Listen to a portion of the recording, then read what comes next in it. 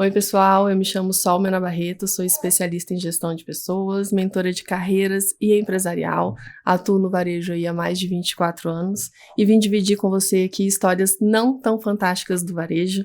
É uma honra estar aqui com esses patrocinadores, depois eu vou falar um pouquinho de cada um e para dividir realmente essas histórias que a gente vive diariamente e que se torna tão complexo, mas eu vou dividir um pouquinho aqui com vocês, através de amigos, de convidados, de profissionais, de pessoas próximas que ao longo desses 24 anos compartilharam esses momentos comigo ou vivenciaram também junto comigo. E hoje a gente estreia primeiro episódio, primeira temporada, com um tema super polêmico, assédio. E eu trouxe dois amigos queridos aqui, Pedro Molina, formado em gestão financeira, não atua na área, né, amigo? Muito tempo, 14 anos. Está no varejo aí há 14 anos. A gente tem uma relação já de mais de 10 anos de amizade. Trabalhamos juntos, já foi meu liderado, né? Bruno Nogueira vai trazer essa análise mais técnica, é um profissional incrível, mestre em psicologia clínica e cultura pela UNB, então ele vai trazer um parecer aí mais técnico pra gente e profissional, né? Espero poder contribuir à altura de vocês. Sejam bem-vindos. Aqui é pra gente realmente dividir as nossas experiências, então fiquem à vontade para falar o que vocês quiserem. E eu comecei essa temporada, amigo, com você. Por que será, né? Por quê? Várias pessoas que viveram conosco, assim, nesse tempo, adoraram que a gente vai começar isso junto, o primeiro episódio, e várias pessoas identificaram momentos, né? A gente se conhece desde a moda, a gente começou ali na moda. Lá atrás, quando era um menino no varejo.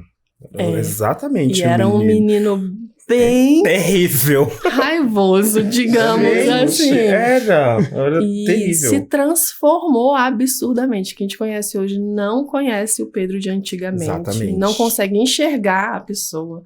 Cara, né? Isso é verdade. E o nosso reencontro envolveu isso, né, amigo? Quando a gente se reencontrou, porque a gente se falava pela rede social, a gente se afastou. E quando a gente se reencontrou, a primeira pergunta... Foi a primeira pergunta que você fez. E aí, o que aconteceu? Porque aquele Pedro, sem condição, assim, mas, na verdade, você sempre foi um grande profissional, mas você tinha uma personalidade forte. Muito. Eu acho que até hoje ainda tenho uma personalidade forte em questão de querer as coisas do meu jeito, só que hoje eu tô muito mais maleável. Porque o amadurecimento, ele faz isso com a pessoa. Em primeiro lugar, você tem que ser baixar, ter mais humildade e ter, por exemplo, maturidade pra aceitar que tá errado o que você tá falando e não é do seu jeito. Assim, eu acho que ainda continuo com a personalidade um pouco forte.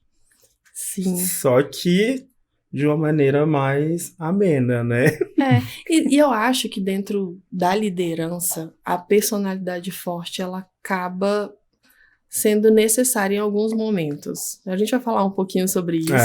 Isso é um pouco até distorcido pelos liderados ou por outras pessoas, mas só quem vive sabe o quanto é essencial, às vezes, você bater o pé com aquilo que você acredita, porque é o seu resultado, né? Exatamente. E aí acaba que a gente, com o tempo, vai aprendendo a controlar, né? Eu acho que é isso, a dominar os nossos sentimentos, a não se apegar a coisas que não vão agregar em nada, saber onde a gente vai gastar nossa energia, qual briga que eu vou escolher hoje, o que eu vou fazer.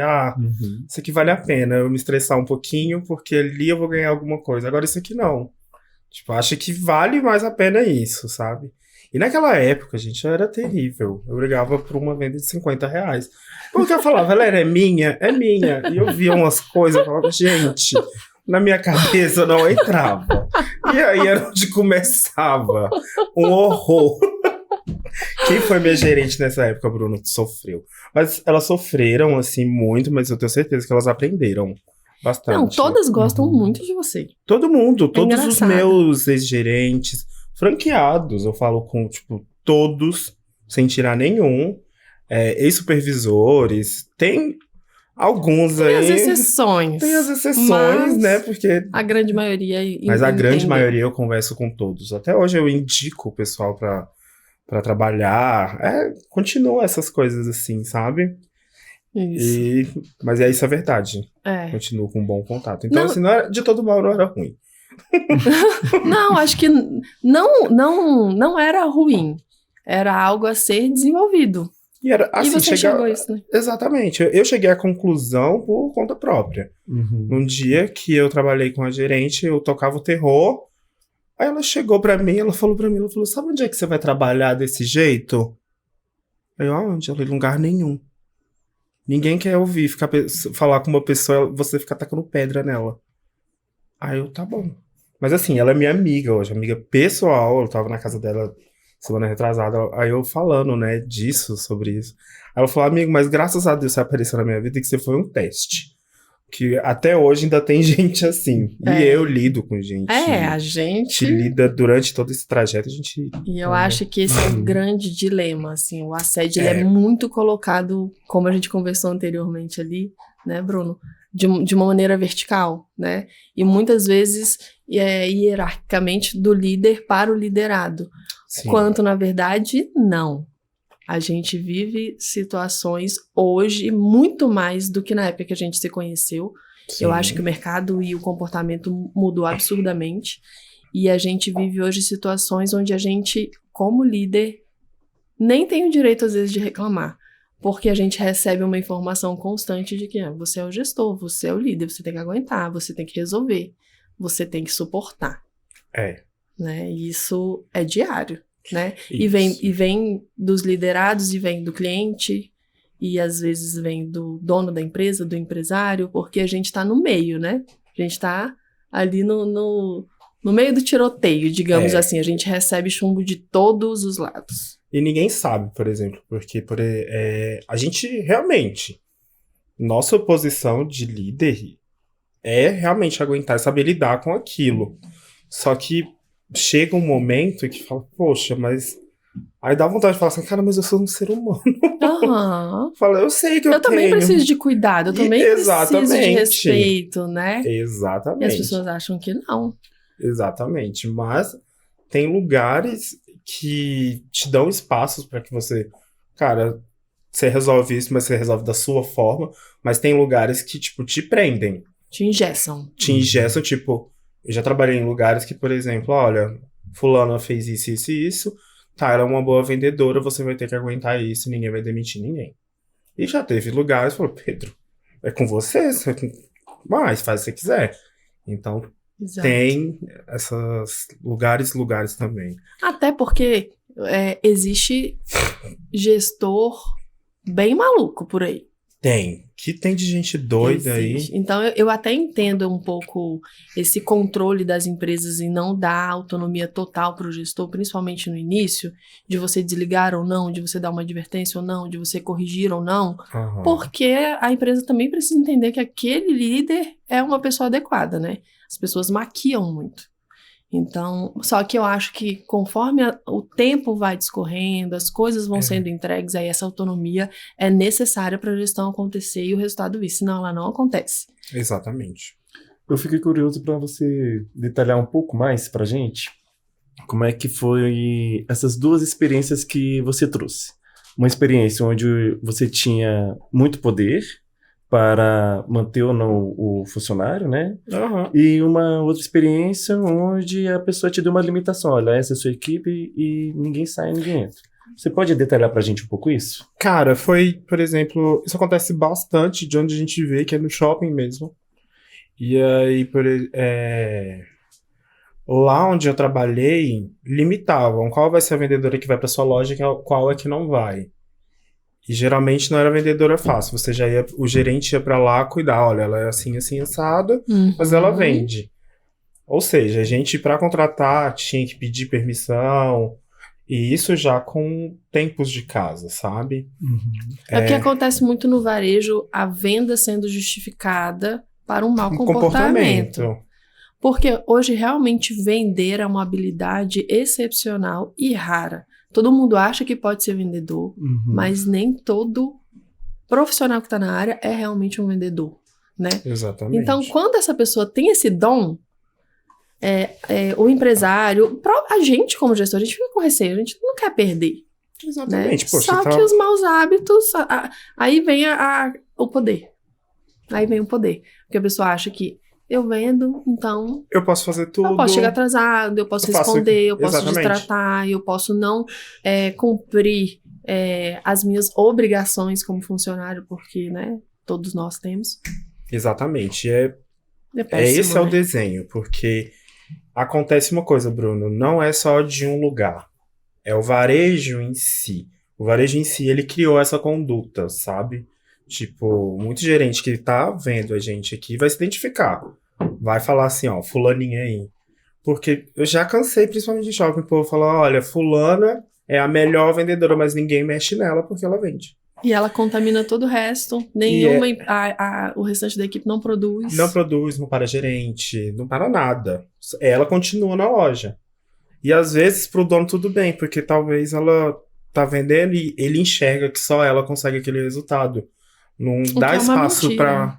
E tipo, é uma mentira, porque não dá espaço pra outra pessoa se desenvolver. Porque geralmente essa pessoa que faz isso, ela não deixa ninguém vender mais do que ela. Porque aí é onde ela começa a arranjar briga, ela briga por vez, aí começa tudo... a gente vai tocar nesse ponto. A gente precisa pensar assim, né?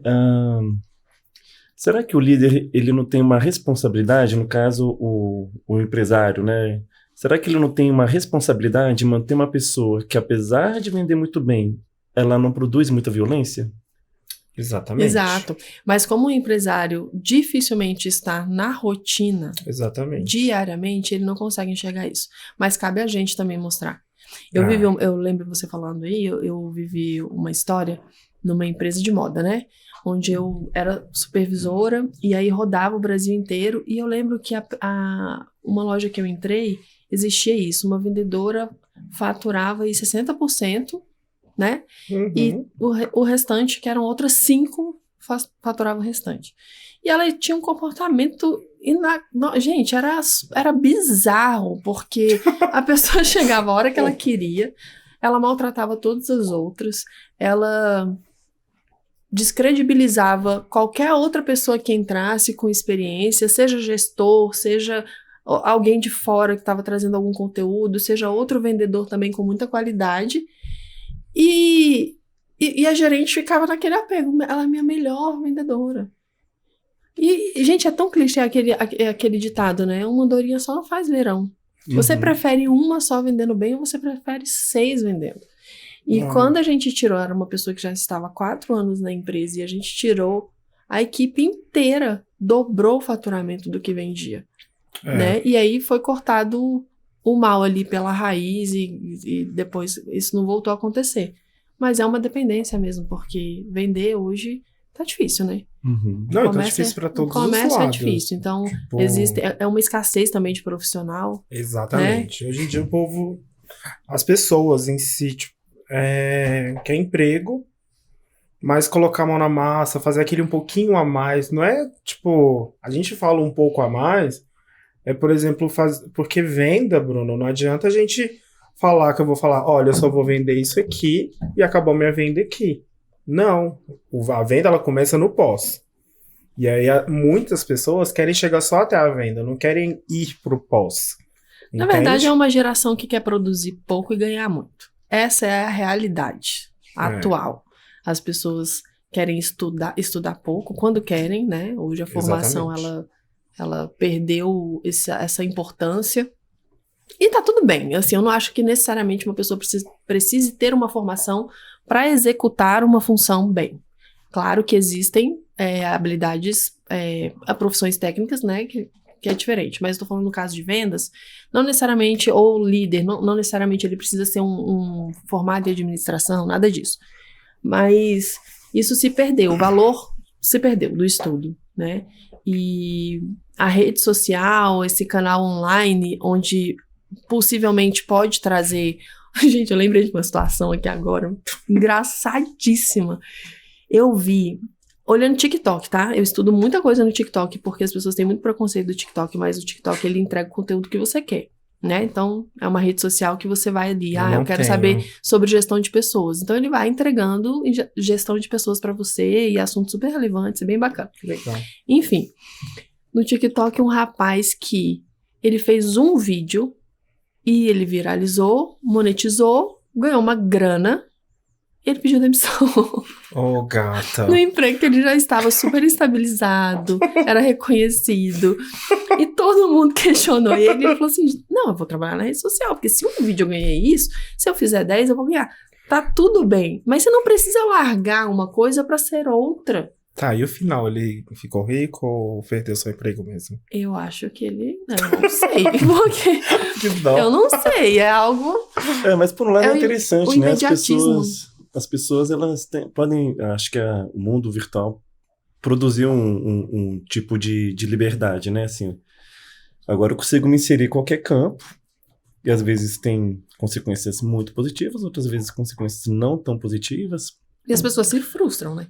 Muitos podem se frustrar, mas quem consegue entender bem esse negócio consegue ter um desempenho de alto nível, né? Mas você falando dessas situações assim, né, que envolve a dimensão do poder, eu acho que a gente tem que fazer um questionamento para nós, né? Como eu vivencio o poder que o outro tem sobre mim, que as instituições têm sobre mim, que os líderes têm sobre mim, e como é que eu vivencio o poder que eu tenho sobre mim, né? E como é que eu posso... como é que eu comunico? Quais são as minhas formas de comunicar que revelam o poder que eu tenho sobre mim? Então, quando vocês relatam, assim, a essa situação, né? De subordinados sendo muito violentos nas suas práticas, seja contra a empresa, desrespeitando os horários que são estipulados, né? Seja desrespeitando colegas, a gente começa a questionar que tipo de poder é esse que a pessoa faz. É um poder que está provocando saúde para a instituição ou é um poder que está provocando um ambiente hostil para a instituição? E aí é necessário tomar decisões importantes. E aí sim o dono da empresa, ou o empresário, ou o líder maior que é responsável pela manutenção ou por processos demissionais, ser responsabilizados também. Porque se a violência ocorre dentro de um contexto de trabalho, o dono, o empresário, ele é responsável por aquela situação. Exato. Sim. E eles fecham os olhos. Inclusive, vamos trazer o assunto... Não, agora deixa eu só voltar aqui uma coisa antes de chegar nesse babado aí. Mas é exatamente isso. Existem empresas e empresas. O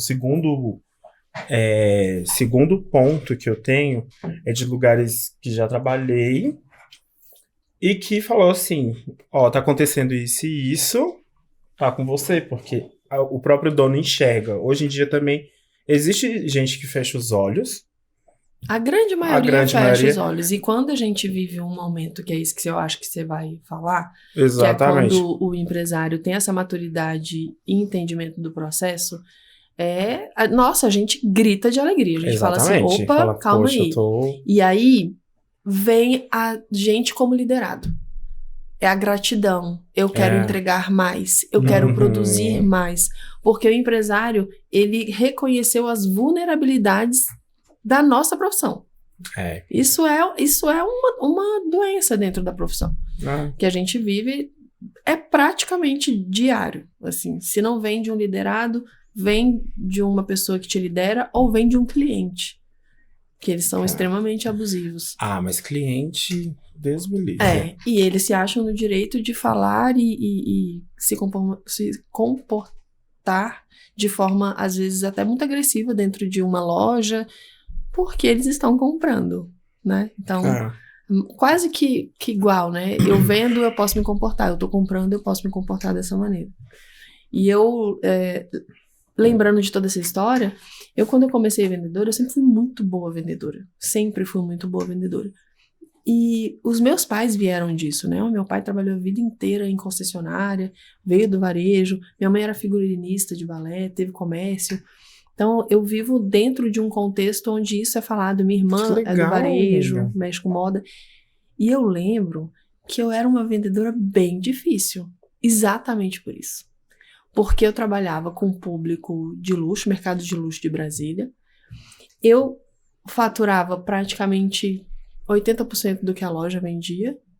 E eu, desculpa a palavra, mas eu não me importava nem um pouco com as regras. Até porque a aquariana não se importa com regras, né? Mas eu era extremamente desrespeitosa. E eu fiquei nessa empresa durante muitos anos, ganhando muito bem, sendo muito bem recompensada, e eu perdi esse emprego por esse comportamento. Então, chegou um momento onde a dependência que eu achava que elas tinham de mim foi cortada. Falou assim, olha, tudo bem, se entrega, mas eu não quero mais. Né? E acho que é a partir daí que acontece um amadurecimento. Ou é no amor ou é na dor. Foi na Exatamente. dor, né? E eu fui tendo líderes.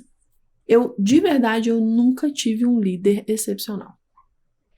Isso é bem complexo para eu falar, mas eu nunca tive um líder que falou assim, essa pessoa foi excepcional. Não tive. Mas eu tive pessoas que me ensinaram a como não ser. E isso é uma escola riquíssima. Exatamente. Eu não serei quando eu estiver nessa posição. Porque eu tinha uma meta traçada. Eu era vendedora, mas eu enxergava a minha vida como uma carreira e não só como um emprego de passagem. Então, eu aprendi, eu falei, isso eu não vou fazer. Eu não vou fazer por isso, porque o resultado é outro, né? E às vezes o líder, ele não enxerga. Então, essas pessoas me ensinaram muito nesse sentido. Hoje em dia, assim, eu, graças a Deus, eu tive bons líderes. Você foi uma delas e me acompanhou, para quem sabe, a Sola me acompanhou principalmente nesse novo mercado que a gente tá desde o início. Então, ela me pegou, ensinou a andar, a gatear, agora você vai andar, agora você vai sozinho. Mas antes disso eu também tive. Mas teve uns que, assim, eu falo que graças a Deus eu tive eles pra eu não ser nem um pouco, sabe? Pessoas, assim, nada éticos, que não ligavam com absolutamente nada com seu psicológico, principalmente. Eu já tive supervisora, meu amor, de falar assim, olha, se eu aparecer na sua loja uma vez na semana, porque tá errado. Ai, minha filha, o diacho da mulher me aparecia 4 vezes na semana. Aí eu falei, pronto. Então tá tudo errado. Eu não vou dormir. E aí, outras vezes elas ligavam, tipo assim, quero conversar com você, vou marcar uma reunião. Tipo, eu no início de crise de ansiedade, aquele negócio todo, ela aparecia 3 dias depois. E só naquela ameaça de... E a gente falava, meu Deus, o que essa mulher quer? E aquela coisa assim, como se estivesse cometendo erro, né? E vai ser castigado. Exatamente. Pra aquela mãe, eu vou conversar com você mais tarde? E é tão, tão fora de contexto isso, assim, porque eu não consigo eu não consigo ver um resultado positivo em nada quando a pessoa tem esse comportamento. A gente teve, né, em comum um supervisor. Ai, gente. Que eu lembrei agora de uma vez no WhatsApp que ele me fez chorar dentro do provador, porque ele falou assim, você tem alguma deficiência mental pra entender o que eu tô falando. Isso dentro de um grupo com mais 6 gerentes. Que era de Brasília, né?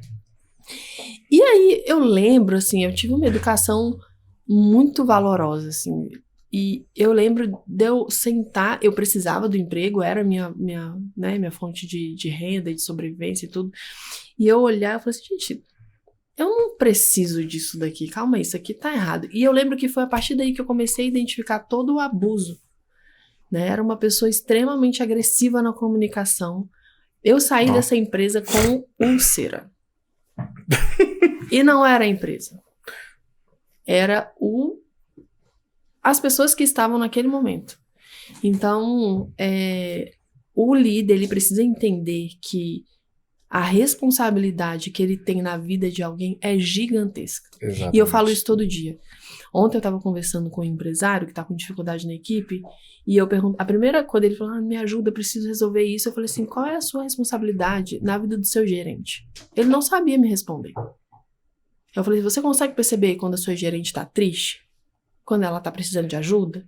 Ela tem filho? Tem. Você sabe quando o filho dela tá doente? Não. Eu falei assim, então você não vai conseguir gerir a sua gerente para gerir os seus vendedores. Exatamente. Porque a gente tá gerindo pessoas. Primeiro. Então, eu falo, hoje na empresa que eu atuo mais, eu entro, eu tenho certeza, eu sei de cada pessoa que tá ali, se ela tá bem, se ela não tá bem, só de olhar. Porque eu me importo com as pessoas. Então, a partir daí, essa pessoa que a gente fala... Revirada de olhos. Não, isso, Bruno, foi em 2015, pra você ver tanto. Era bizarro, era uma humilhação atrás da outra. Era um de vocês dois. A gente trabalhava na rede, uma rede, tipo, famosa de calçados e moda. De muito peso. De muito peso. Eu não sei como é que essa pessoa entrou lá. Até hoje, de verdade. Ele teve muita lábia, né? Só pode. Mas ele tinha. Ele era um manipulador, assim, absurdo. Porque eu lembro de ter momentos de ficar grata por ele estar lá. E hoje eu olho e falo, ele realmente conseguiu me manipular. E olha que eu sou uma pessoa bem difícil pra isso, mas, né? Mas assim, uma pessoa totalmente sem ética. Sem nenhuma. Uma das piores... as pessoas, elas pensam que o mundo não gira, né? Só que ele, pra você ter ideia, ele era gay também. Ele tava oferecendo... Eu namorava na época. Olha essa fofoca. O meu namorado me mostrou... Na época era SMS, não era WhatsApp. Tinha WhatsApp? Tinha WhatsApp. Tinha WhatsApp. Tinha, que a foto da criatura era até uma... do grupo. Uhum. Tinha WhatsApp. E aí, ele me mostrou a mensagem. Olha aqui, ó, quem tá me oferecendo uma gerência da loja. Lá de onde você trabalha, lá no Parque Shopping. Falou que quer sair pra jantar comigo. Em troca de uma gerência. Não, isso... Ai, gente, pelo amor de Deus. Ele fez isso com todas as lojas, né? Cara... Todas as pessoas que ele colocou. E assim, pessoas ali dentro se matando pra tentar um cargo. Não, com tinha competência. Ele tinha um teste na empresa que era pra testar o psicológico da pessoa, se fazia o perfil. Ele simplesmente ignorava aquilo. Ele botava a pessoa ali. Aí a gente falava, como é que você não passou no fulano nenhum lá? E a pessoa aparecia lá, sabe? Isso. E era uma pessoa completamente despreparada, mas era uma pessoa que ele tinha total controle. Eu lembro, a gente, dentro dessa empresa, a gente tinha uma verba semanal para fazer evento, que era uma verba alta. E eu lembro dele manipular os gestores para... A gente tinha essa verba, fazia o evento e a gente tinha que justificar. Não através de nota nem nada, mas através de foto, vídeo, né? Recebendo os clientes. E ele pedia pra gente justificar com fotos antigas, para mentir realmente para a empresa e entregar o dinheiro para ele que ele ia resolver um problema de um cliente. E eu vi várias gerentes entregando esse dinheiro para ele e eu bati de frente. E eu acho que foi esse o grande problema. Mas porque quando eu bati de frente, eu comecei a ser perseguida. Mas teve outro que eu presenciei, foi assim, a cena mais triste que eu já vi na minha vida. De verdade. Lá eles tinham os inventários. Isso dói no meu coração de falar. Porque essa gerente era uma pessoa que passava, tipo, tava passando dificuldade. E aí eles tinham um inventário na loja. Esse inventário ele era descontado de todo mundo, das gerentes. Só que esse inventário que fizeram deu um desfalque muito grande, só que não foi de perda. Eu vi a mercadoria saindo para transferência. Eu vi com os meus próprios olhos. Eu vi essa mercadoria saindo de transferência e foi descontado dessa gerente. E assim, a frase que eu mais me emociono, ela falando assim, eu não tinha R$200 para comprar uma sapatilha para minha filha, eu vou ter que pagar mais de R$10.000 para vocês. Nossa. Que aí é uma prática abusiva da empresa, na verdade. Cara, isso aí até hoje, tipo, eu acho que esse é o tipo de pessoa que jamais Deus nunca vai deixar você, sabe? Porque é de doer o coração. E pessoas que fazem isso no mercado. E ele tinha um prazer, era um pouco sádico, né? Quando essas coisas aconteciam. Quando alguém errava, quando alguém cometia, né, pecava em alguma coisa, no olhar, na fala. Cara, ele colocava aquela pessoa numa mesa redonda mesmo. Eu lembro de uma situação. Olha, desculpa, só porque eu não posso perder as coisas. Tipo, no dia que a gerente foi demitida de manhã e eu cheguei à tarde pra trabalhar, ele reuniu todo mundo. A loja era desse tamanho. Ele reuniu todo mundo, a equipe nova. Falou da nova gestão com a outra gerente. Pedro, você vem aqui. E tinha 2 supervisores de São Paulo. Aí ele me demitiu lá na frente da loja. Eu falei assim, gente... Aí eu saí, porque era terrível, né? Graças a Deus, eu saí desse inferno. já, né? Botou pra fora. Exatamente. Ali, na verdade, tudo mas que ele tava tinha prazer mesmo, tipo... humilhar as pessoas na frente, mostrar que era aquilo. É horrível, eu né? lembro de uma situação também que ele queria implementar e que as gerentes não estavam concordando, e eu era uma pessoa que não concordava, dele juntar todo mundo numa mesa mesmo e falar assim, a fala da Sol não tem valor nenhum, por que vocês estão seguindo a Sol? E ficou todo mundo assim, mas não tem ninguém seguindo a Sol, porque ele achava que eu que estava conduzindo todo mundo a não concordar com ele. Porque se a pessoa tivesse um mínimo de inteligência, ali percebia toda a manipulação e o quanto ele fazia coisa errada.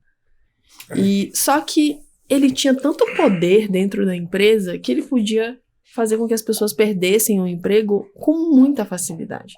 E olha só, eu lembro que nessa época eu estava entregando um crescimento de 40 e poucos % de um ano para o outro, que era extraordinário dentro de uma loja, com todo o contexto lá. E eu fiquei sabendo depois, através de um supervisor que era a par dele, que ele tentou me desligar várias vezes. E o dono da empresa, que é uma pessoa quase que inalcançável, né, Pedro? Quase ninguém fala com ele. Mas por quê? Por que você quer mandar? Você tá tanto tempo aqui, tá isso, sempre entregou resultado, isso. Foi. E ele não conseguia. Até que um belo dia ele conseguiu. Ele chegou na verdade, não foi ele mandou outra pessoa me desligar, porque ele não teve peito, né? E aí eu perguntei, mas por quê? Não sei. Ok, me desligou, ok, fui embora. Fiquei super chateada. Fui embora. Minha rescisão caiu. Caiu um dinheiro a mais na minha rescisão. Sei lá, 10 mil reais a mais. Eu falei, opa, o que é isso? Aqui tá errado. A menina do financeiro me ligou desesperada. Sol, depositei um dinheiro errado na sua conta. Vou precisar que você devolva. Você devolve, porque se você não devolver, eu vou ter que pagar. Foi um erro meu. Eu falei, não, tudo bem. Débora, o nome dela, maravilhosa. Claro, você tem que fazer um documento assim, tem que reconhecer em cartório, uma burocracia. Eu falei, não, tudo bem, eu passo. Ela, e a cirurgia? Aí eu, que cirurgia? Aí ela, o supervisor, né, falou que você tava com câncer no estômago. E que precisava te desligar, porque você tinha pedido um acordo pra você ter a rescisão, FGTS, multa. Gente, o Bruno vai sair daqui, ele que vai fazer a terapia, tá?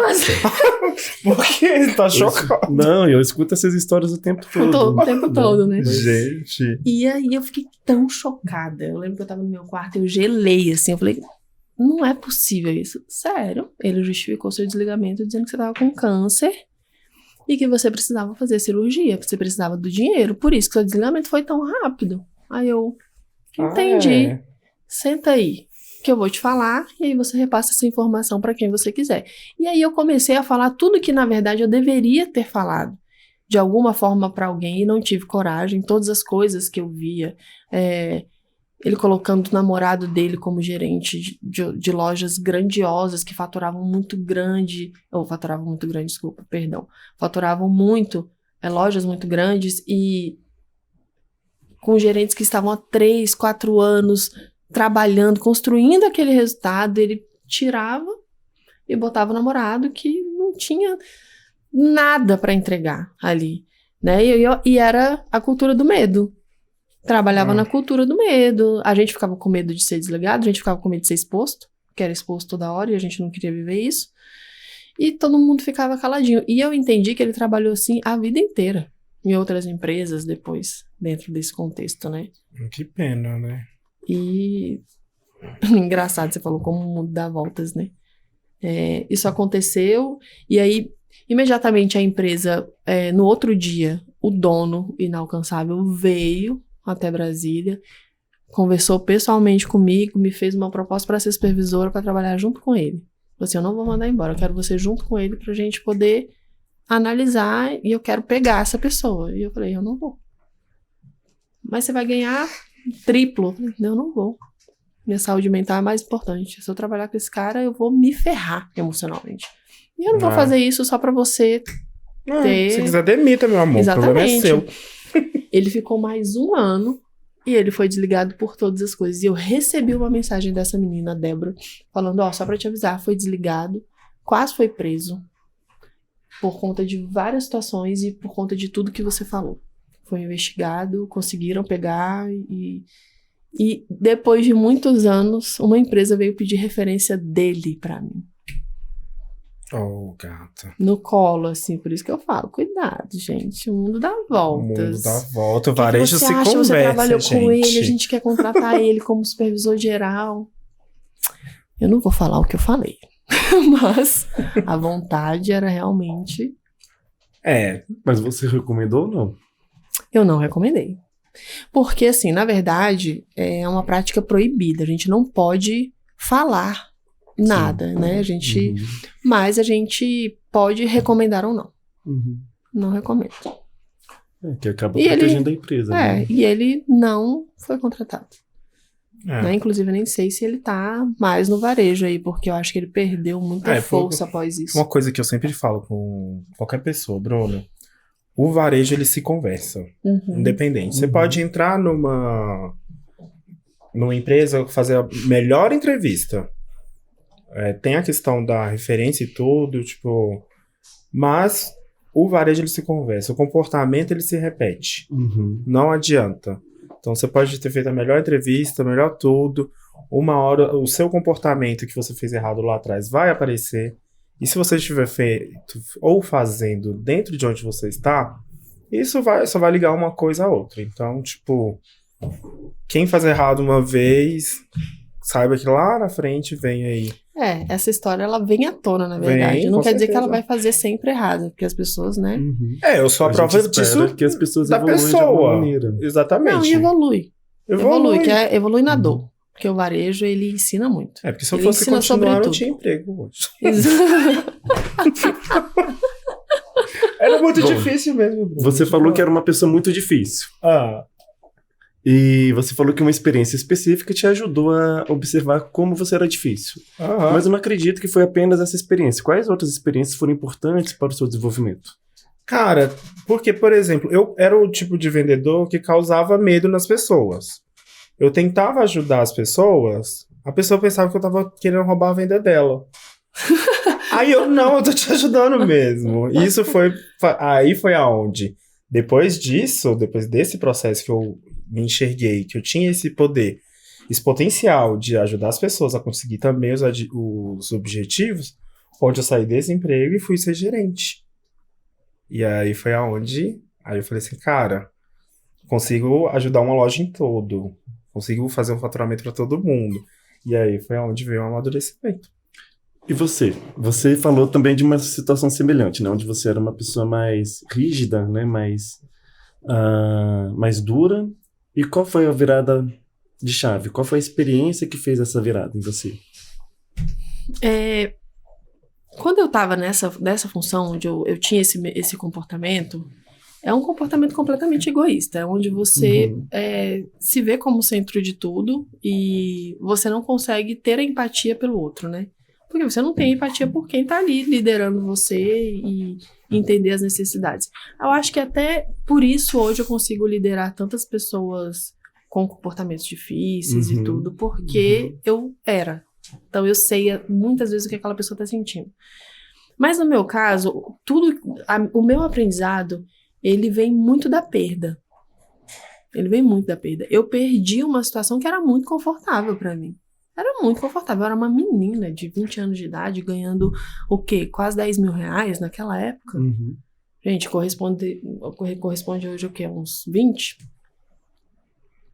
Né? Muita grana. É muita grana, sem filho, solteira, na casa do pai, não tinha que lavar uma roupa, não tinha pagar uma luz. O que era aquele dinheiro pra mim? Era muita coisa, né? Poderia mudar a minha vida. E eu perdi isso. E eu sou um tipo de pessoa que eu aprendo com tudo que acontece na minha vida. Tudo. Porque eu penso, ou eu vou viver novamente, ou eu tiro um aprendizado pra não viver novamente. Com tudo. Seja com amigo, com funcionário, com empresário, com cliente. E como a gente tá falando de assédio, o assédio vem de todos os lados. Né? A gente é assediador.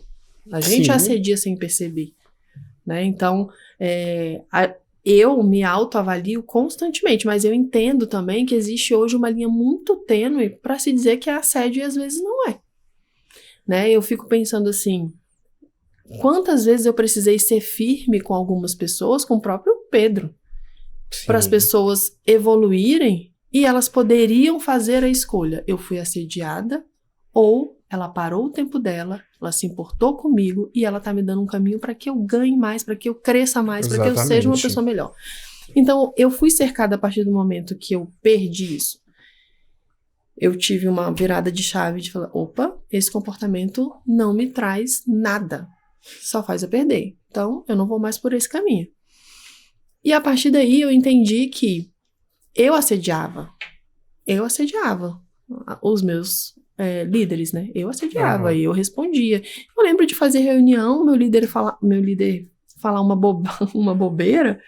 Eu lembro de eu pegar uma revista e ficar assim, ó. Eu não olhava pra pessoa. Eu lembro dessa cena. Eu lembro da pessoa falar alguma coisa que eu não considerava correta e eu virar as costas e sair. Eu não batia a boca, nada, mas eu tinha um comportamento que era assim... passivo-agressivo. Absurdo. E eu sempre tive muito conhecimento sobre o que eu decidi fazer. Então, aquilo quase que inibia a pessoa. Eu acho que a pessoa até se perguntava se ela realmente estava correta no que ela estava falando. Na verdade, ela estava. Eu que era uma idiota, entendeu? Porque, por exemplo, a gente, quando é líder e tem alguém da equipe, a gente, em primeiro lugar, aquilo que você falou, a gente se coloca em dúvida. Cara, será que eu tô certo? As pessoas... É igual relacionamento mesmo. Quando você tem um relacionamento abusivo que a pessoa, ela é o abusador, você começa a se olhar. Fala, gente, será que é eu que tô fazendo isso? Nossa, fui eu que fui otário com a pessoa, né? Mas acontece isso muito com a gente que é líder. Exato. É interessante a gente questionar, né? Por qual motivo a gente acaba se tornando, ora, vítima de uma pessoa e por qual motivo a gente acaba sendo a pessoa que produz a violência. Né? Que a gente pode refletir, eu acho que tem vários aspectos, né? Mas acho que o primeiro deles é que processos onde leva o sujeito a uma alta pressão e um estresse crônico que não é um estresse de uma semana, é um estresse crônico que dura meses, que dura anos. Esses dois processos associados deixam a gente mais vulnerável para respostas reativas. E respostas reativas são respostas agressivas. Alguns traços, como um traço narcisista, um traço egocêntrico, faz com que a pessoa sinta a necessidade de sentir poder nas suas relações e de sentir que ela tem domínio sobre o outro e controle sobre o outro. Mas tudo isso é de uma fragilidade da autoestima da própria pessoa. Mas ela projeta essas fragilidades para poder se satisfazer. Olha, eu estou empoderado, eu estou empoderada. Então, esses elementos, eles são vulneráveis para um comportamento abusivo. Pessoas que também têm uma baixa sensibilidade sobre a resposta emocional da outra pessoa, sobre as respostas microfaciais das emoções das outras pessoas, e junto com isso uma habilidade social mais deficitária e uma empatia também deficitária, também são pessoas que são mais propensas a ter esses comportamentos abusivos. A empatia, ela tem duas comunicações, né? Uma comunicação pela via cognitiva e uma comunicação pela via afetiva. Então tem pessoas que falam assim, nossa, tá escutando a sua história dolorosa, nossa, eu tô sentindo aqui a sua dor. E tem pessoas que não são tão sensitivas e vão falar, nossa, eu não consigo imaginar a sua dor, mas eu reconheço. Eu consigo entender a sua dor, né? Eu consigo compreender a sua dor, consigo fazer uma leitura da sua dor. Então, só que nessas pessoas, esses processos são muito deficitários, tanto na forma de se comunicar, quanto na forma de interagir com essas pessoas. Então, a pessoa está ali sendo extremamente agressiva, a outra pessoa que está recebendo a agressividade está tendo manifestações emocionais e faciais diante dessa agressividade, só que a pessoa não reconhece, ela está ali deficitária para reconhecer os sinais da outra pessoa, ou insensível a outras pessoas. Né? Eu lembro de um paciente dentro de um contexto clínico que ele relatou na relação de trabalho dele, que o chefe dele começou a brigar e ele entrava numa resposta ansiosa e ele ficava com as mãos trêmulas. Nossa. E aí o chefe fazia mau uso ainda desse sinal. Ao invés dele se tornar mais sensível, ele reconheceu o sinal de ansiedade nele. Aí, vive tremendo, já tá ansioso, tem que se tratar, cara. Caramba! Então isso vai mostrando a insensibilidade, essas respostas. Eu acho que o líder hoje, o que falta é a sensibilidade. Eu falo muito sobre isso. A gente... É porque são dois pontos, assim. Nada pode perder a mão. Tá? Então, quando eu falo muito de uma gestão humanizada, mas as pessoas confundem gestão humanizada com você ser trouxa, com você ser besta. O meu gerente é humanizado, porque ele deixa eu fazer tudo que eu quero. E aí, quando você põe uma regra que você puxa, você fala, aqui você não vai, aí é assédio. Aí ele é grosseiro, ele é autoritário, né? Eu fiz um vídeo falando sobre os papéis do líder, e as perguntas mais frequentes eram essas. E quando ele é autoritário? E eu devolvi a pergunta, autoritário como? Me explica. E era sempre relacionado a isso. Então a gente tem também ter o cuidado de que você é liderado por um motivo, né? Você tem que entender o seu papel, você tem que respeitar aquela pessoa que tá ali, por algum motivo ela tá ali. As pessoas têm muita dificuldade disso hoje. Mas eu também entendo que se o líder não tiver essa sensibilidade que você acabou de falar, de enxergar a pessoa, que foi o que a gente comentou um tempo atrás, ele não consegue tirar dela o melhor. Não consegue. As pessoas elas só vão entregar o melhor se elas estão felizes. E não necessariamente ser feliz é ficar presenteando, é ficar deixando, sabe, ter aquela gestão maternalista que eu falo, você é mãe dele, vou deixar ele fazer tudo, vou botar no colo, ai, tadinho. Não, tadinho não, é sacode, vamos lá. Tá errado. E hoje em dia as pessoas, principalmente os líderes, tem muito essas que quer ser mãe, pai, mas eu acho que hoje em dia o melhor caminho da liderança é você saber a melhor função de cada um, sabe? Tipo, poxa, fulano faz melhor isso, e saber dividir bem. Eu acho que o líder, quando ele consegue exatamente isso na equipe, que é muito difícil, mas é um melhor caminho também, né? Eu acho que a gente usa o termo laissez-faire, né? Aquela coisa que fica muito solta, né? Um líder que deixa não só as funções, mas a dinâmica do trabalho muito solta. E eu acho que o caminho seria um caminho assertivo, né? Um caminho assertivo junto com a comunicação, uma técnica de comunicação que a gente chama de comunicação não violenta. Então, são formas sadias de exercer a autoridade. Existe o autoritarismo, onde a pessoa emprega estratégias coercitivas sobre seus subordinados, e temos um caminho mais assertivo, um caminho onde a pessoa vai falar assim, olha, as regras claras são essas. Então, os subordinados e as pessoas envolvidas dentro de determinado trabalho precisam ter clareza de quais são essas regras. Quando essas regras elas são ocultas, aí fica vulnerável para a violência. Então, às vezes, a gente tem um discurso onde se espera do subordinado fazer hora extra não remunerada. Então, isso é uma forma de mau uso do poder. Exatamente. É um tipo de assédio.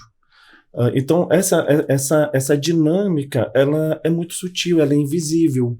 E, às vezes, as pessoas falam assim, não, mas eu preciso ir lá trabalhar, eu preciso ficar uma hora a mais, mesmo não sendo remunerado, senão eu perco o emprego.